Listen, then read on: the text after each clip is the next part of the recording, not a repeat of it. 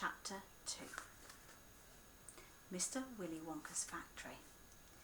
In the evenings, after he had finished his supper of watery cabbage soup, Charlie always went into the room of his 4 grandparents to listen to their stories, and then afterwards to say good night.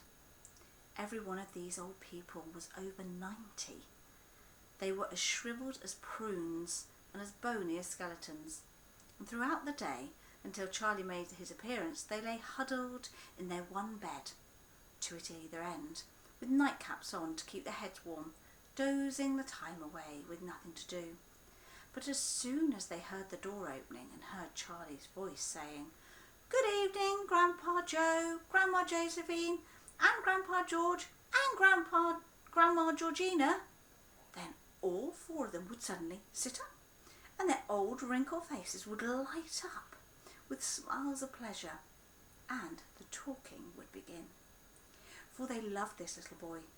He was the only bright thing in their lives, and his evening visits were something that they looked forward to all day long.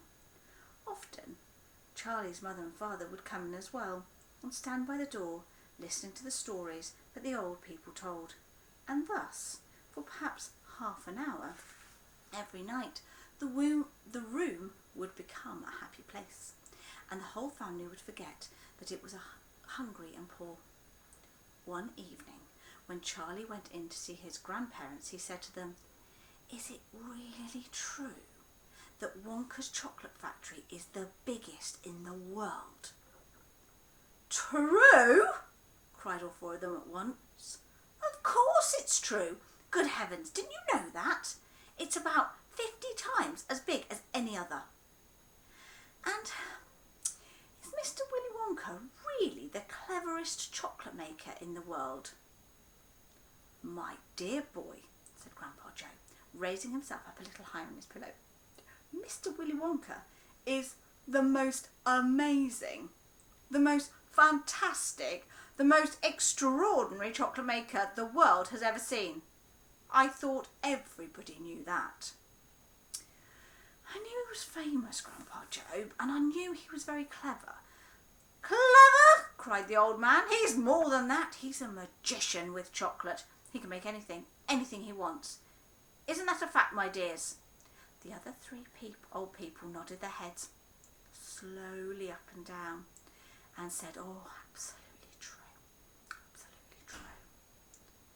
And Grandpa Joe said, "You mean to say I've never told you about Mr. Willy Wonka and his factory?" "Never?" answered little Charlie. "Good heavens above, I don't know what's matter with me." "Will you tell me now, Grandpa Joe, please?" "I certainly will. Sit down beside me on the bed, my dear, and listen carefully." Grandpa Joe was the oldest of the 4 grandparents. He was 96 and a half, and that is just about as old as anyone can be. Like all extremely old people, he was delicate and weak, and throughout the day he spoke very little. But in the evenings, when Charlie, his beloved grandson, was in the room, he seemed in some marvellous way to grow quite young again. All his tiredness fell away from him, and he became as eager and as excited as a young boy. "Oh, what a man he is, this Mr. Willy Wonka," cried Grandpa Joe. "Did you know, for example, that he has invented more than 200 different types of chocolate bar, each with a different centre, each far sweeter and creamier and more delicious than anything the other chocolate factories can make?" "Perfectly true," cried Grandma Josephine, "and he sends them to all 4 corners of the earth. Isn't that so, Grandpa Joe?" "It is, my dear, it is. And to all the kings and presidents of the world as well. But it isn't only the chocolate bars he makes. Oh, dear me, no. He has some really fantastic inventions up his sleeve. Mr. Willy Wonka has. Did you know that he's invented a way of making chocolate ice cream so that it stays cold for hours and hours without even having to be in the refrigerator? You can leave it lying in the sun all morning on a hot day and it won't go runny. "But that's impossible," said little Charlie, staring at his grandfather. "Of course it's impossible," cried Grandpa Joe. "It's completely absurd. But Mr. Willy Wonka has done it." "Quite right, yeah, quite right," the others agreed, nodding their heads. "Mr. Wonka, he's done it." And then again, Grandpa Joe went on, speaking very slowly now, so that Charlie wouldn't miss a word. "Mr. Willy Wonka can make marshmallows that taste of violets and rich caramels that change colour every 10 seconds as you suck them, and little feathery sweets that melt away deliciously the moment you put them between your lips. He can make chewing gum that never loses its taste, and sugar balloons you can blow up to enormous sizes before they go pop with a pin and you gobble them up. And by a most secret method, he can make lovely little blue birds' eggs with black spots on them. And when you put one of these in your mouth, it gradually gets smaller and smaller until suddenly there's nothing left except a tiny little pink, sugary baby bird sitting on the tip of your tongue." Grandpa Joe paused and ran the point of his tongue slowly around his lips. "It makes my mouth water just thinking about it," he said. "Mine too," said little Charlie, "but please go on." While they were talking, Mr. and Mrs. Bucket, Charlie's mother and father, had come quietly into the room, and now both were standing just inside the door listening. "Tell Charlie about the crazy Indian prince," said Grandma Josephine. "I'd like to hear that." "You mean Prince Pondicherry?"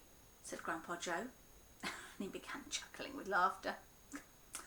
"Completely dotty," said Grandpa George. "But very rich," said Grandma Georgina. "But what did he do?" said Charlie eagerly. "Listen," said Grandpa Joe. "I'll tell you.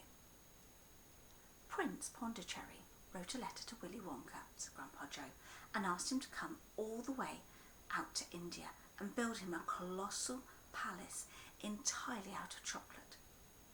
"Did Mr. Wonka do it, Grandpa?" "He did indeed, and what a palace it was. It had 100 rooms, and everything was made of either dark or light chocolate. The bricks were chocolate, the cement holding them together was chocolate, and the windows were chocolate. And all the walls and ceilings were made of chocolate, so were the carpets and the pictures and the furniture and the beds. And when you turned on the taps in the bathroom, hot chocolate came pouring out. When it was all finished, Mr. Wonka said to Prince Pondicherry, 'I warn you though, it won't last very long, so you'd better start eating right away.' 'Nonsense!' cried the prince. 'I'm not going to eat my palace. I'm not even going to nibble the staircase or lick the walls. I'm going to live in it.' But Mr. Wonka was right, of course, because soon after this there came a very hot day with a boiling sun, and the whole palace began to melt, and then it sank slowly to the ground.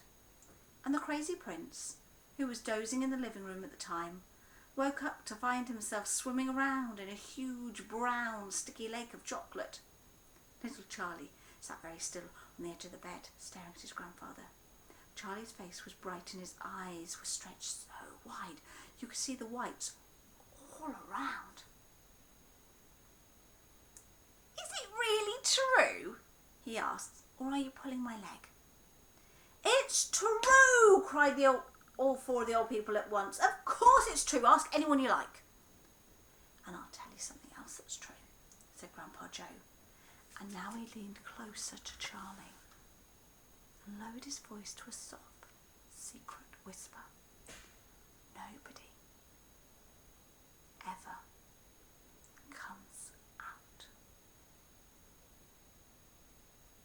"In where?" said Charlie. "Wonka's factory, of course." "Grandpa, do you mean?"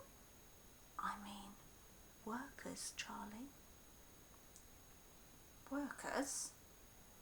All factories, said Grandpa Joe, have workers streaming in and out of the gates in the mornings and evenings, except Wonka's. Have you ever seen a single person going in that place or coming out? Little Charlie looked slowly around at each one of the 4 old faces, one after the other. They all looked back at him. They were friendly, smiling faces, but they were also quite serious. There was no sign of joking or leg pulling on any of them. Well, have you? I really don't know, Grandpa, Charlie stammered. Whenever I walk past the factory, the gates seem to be closed. Exactly, said Grandpa Joe. But there must be people working in there. Not people! Not ordinary people, anyway. Then who?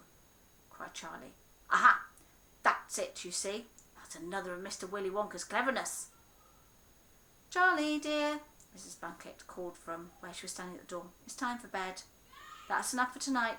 But Mother must hear. Tomorrow, my darling. That's right, said Grandpa Joe. I'll tell you the rest of it tomorrow evening.